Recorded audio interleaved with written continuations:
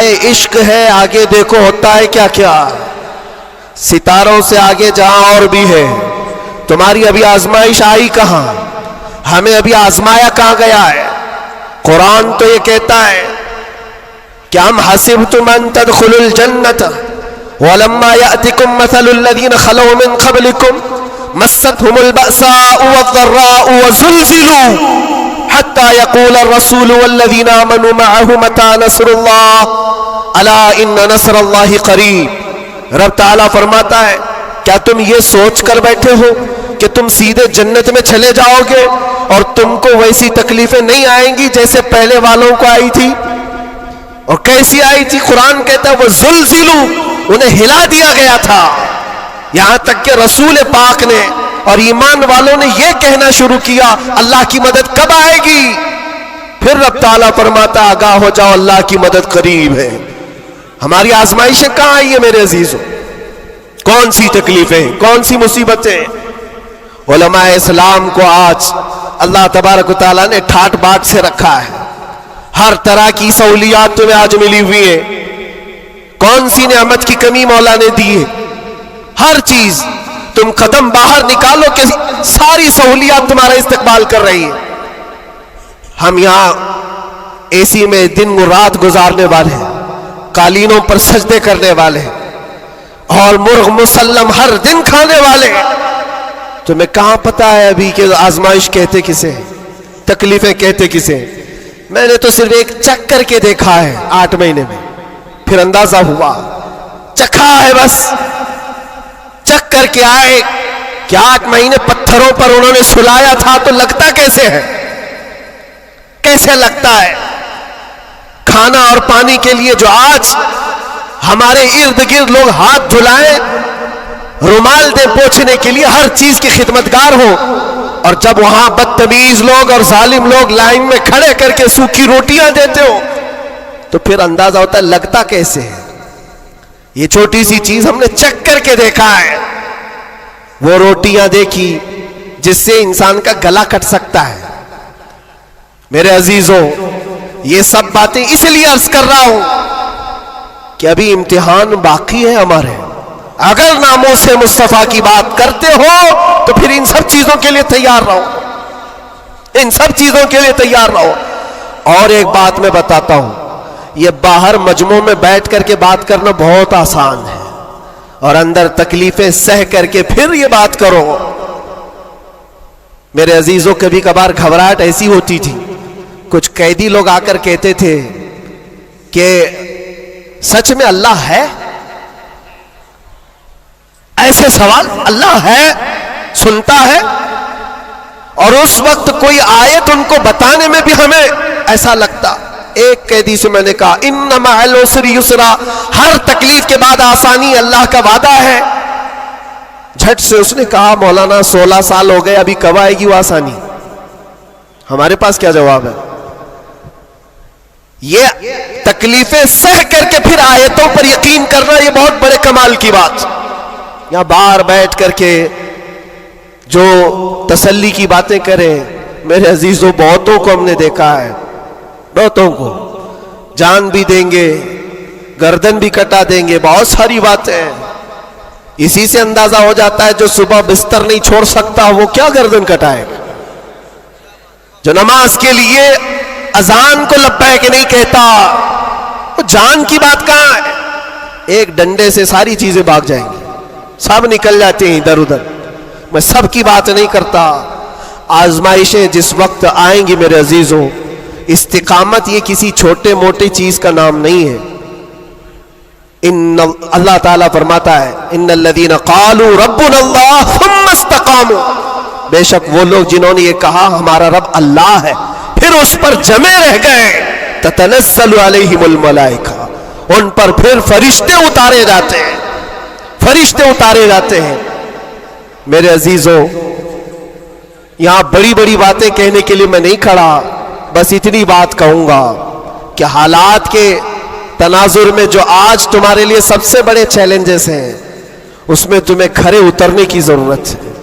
تم صرف اپنے محلے کے نمائندے نہیں ہو، یہ جو سروں پر ٹوپیاں اور داڑیاں ہیں تمہارے چہروں پر، تم کسی مسجد کے ہی مصلی نہیں ہو، بلکہ پوری کائنات میں اللہ نے تمہیں خیر امت بنایا ہے. سب انسانوں کے لیے تم رہبر ہو، رہنما ہو. تمہارے اخلاق ہر کوئی آج دیکھ رہا ہے. تم ایمبیسیڈر ہو کس کے؟ رسول پاک کے. تم ترجمان ہو اخلاق رسول کے. اگر آج تم نہیں اٹھو گے اور یہ اخلاق نہیں دکھاؤ گے تو اس سے صرف تمہارے گھر کا نہیں، پورے دین اسلام کا، آگے آنے والی نسلوں کا بہت بڑا خسارہ ہے، بہت بڑا نقصان ہے. نوجوانوں سے میں بار بار یہ اپیل کرتا آیا ہوں، اے نوجوانوں اٹھو اٹھو، وہ گھر نہ حشر نہ ہوگا پھر کبھی، دوڑو کہ زمانہ چال اپنی چل گیا ہے. اور دہر میں اس میں محمد سے اجالا کر دو، قوت عشق سے ہر پست کو بالا کر دو. آج تمہارے صرف کھڑے ہونے کی دیر ہے. کس چیز کے لیے کھڑے ہونے کی دیر ہے؟ جب میں ایسی باتیں کرتا ہوں تو ہمارے جو رشتہ دار قلم کاپی لے کر بیٹھے ان کو لگتا ہے یہ جنگ کے لیے بلا رہے ہیں، ابھی تلوار بھالے نیزے کی بات کر رہے ہیں. میرے عزیزو، تمہارے لیے سب سے بڑا ہتھیار عشق مصطفیٰ ہے، عشق رسول ہے، محبت مصطفیٰ ہے. اور جب وہ کسی کے اندر آ جاتا ہے تو پھر اس کے اخلاق سے وہ نظر بھی آتا ہے، اس کے اخلاق سے وہ نظر آتا ہے. جاہل عاشق رسول نہیں بن سکتا. عاشق رسول علم کی طرف بڑھتا ہے. جاہل اور ایسا بدعقیدہ جو دعویٰ کرتا ہو حضور کے غلام ہونے کا، اگر اس کی زبان میں سچائی نہیں ہے تو وہ عاشق رسول ہے ہی نہیں. اللہ کے نبی صلی اللہ تعالی علیہ وسلم نے فرمایا، میرے غلاموں میں سے جتنے ہیں اگر کوئی منافق ہو تو منافق کے اندر دو عادتیں جمع نہیں ہو سکتی. حضور پاک صلی اللہ علیہ وسلم فرماتے ہیں دو عادتیں منافق کے اندر نہیں آ سکتی. وہ کون سی دو عادتیں ہیں؟ اچھے اخلاق. یہ اچھے اخلاق، یہ صرف ہنس کر کے ملنا اس کو اچھے اخلاق نہیں کہتے، وہ بہت لمبی اس کی ایک تشریح ہے. اچھے اخلاق منافق کے اندر نہیں آ سکتے. اور دوسری چیز، اللہ پر توکل اور رسول کی ہر بات پر یقین، یہ منافق کے اندر نہیں آ سکتی. میں آپ سے پوچھتا ہوں، اللہ رب العزت کی ہر بات پر آپ کو یقین ہے؟ رسول پاک کے ہر فرمان پر یقین ہے؟ بے شک. اگر یقین ہے تو یہ زبان سے بولنے کی بات کیا ہے؟ پھر تمہارا عمل کہاں ہے؟